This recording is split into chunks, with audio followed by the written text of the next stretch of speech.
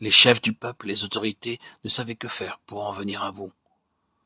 Comment avoir raison de lui? On se perdait en conjoncture en face de cette dignité sereine. En sa présence, chacun sentait quelque chose qui les dépassait tous. C'est tout simplement de l'attitude morale et spirituelle, cette douceur qui est par excellence une des vertus que le Christ a personnifiée et qui est une des marques de l'onction, n'a rien de la pusillanimité. C'est au contraire une qualité qui, par sa force, en impose d'une façon extraordinaire. C'est une vraie puissance. On se méprend souvent sur la valeur de la douceur. On prend trop souvent pour une des formes de la faiblesse. La douceur de Jésus-Christ n'a jamais été de la faiblesse. C'était Dieu exprimé. Dieu abandonnant sa cause à un homme. Voilà ce que c'est que l'onction. Peut-être réalisez-vous maintenant l'immensité de notre sujet et à quel point il était nécessaire pour commencer d'examiner ce côté-là de la question. Ce David qui est juste bon pour rester au champ quand toute la famille est réunie pour fêter un nouveau roi, c'est lui que Dieu a choisi. Et il l'a choisi sur ce seul et unique, considérant une histoire secrète avec lui. Bien-aimé, ce n'est pas ce que nous sommes devant les hommes qui comptent pour quelque chose. Il n'y a pas de parvenu dans le ministère de l'Esprit. C'est ce que nous sommes devant Dieu qui compte. Notre personnalité cachée, si vous voulez. Car qu'est-ce que la personnalité dans le domaine qui nous occupe, sinon le caractère formé dans le secret de la communion avec Dieu?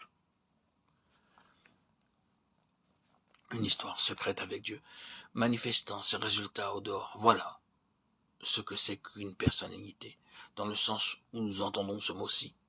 C'est cela qui frappe les hommes et les fait réfléchir, quand ils constatent que derrière le messager il y a Dieu, et entre l'un et l'autre, toute une histoire qui n'a jamais eu de témoin. Toutes nos capacités naturelles, sans exception, doivent battre en retraite pour faire place à un nouvel ordre de choses. Et ce nouvel ordre de choses n'est autre que le Seigneur lui-même. C'est alors tout un assortiment de facultés nouvelles qui entrent en action mystérieusement issues de nos relations personnelles avec lui. Nous n'aurons notre part de l'onction sainte que s'il y a entre le reste du monde et nous le mystère d'une histoire personnelle avec Dieu. Jamais l'Esprit de Dieu ne pourra mouvoir les hommes par notre moyen, à moins que notre ministère ne surgisse de la présence même de Dieu. Là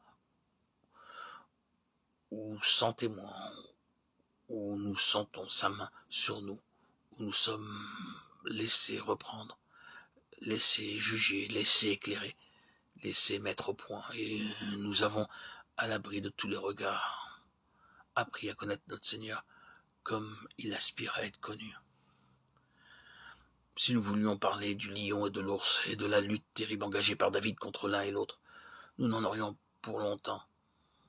C'était la cause même du Seigneur qui se jouait alors. Et nous savons bien que ce que cela veut dire, c'est dans ces terribles corps à corps spirituels dont personne ne se doute que nous faisons le divin apprentissage de la victoire. Qu'il s'agisse des offensives de Satan ou des sursauts de notre cœur naturel. Nous sommes appelés comme Paul à lutter contre les bêtes, lutte terrible.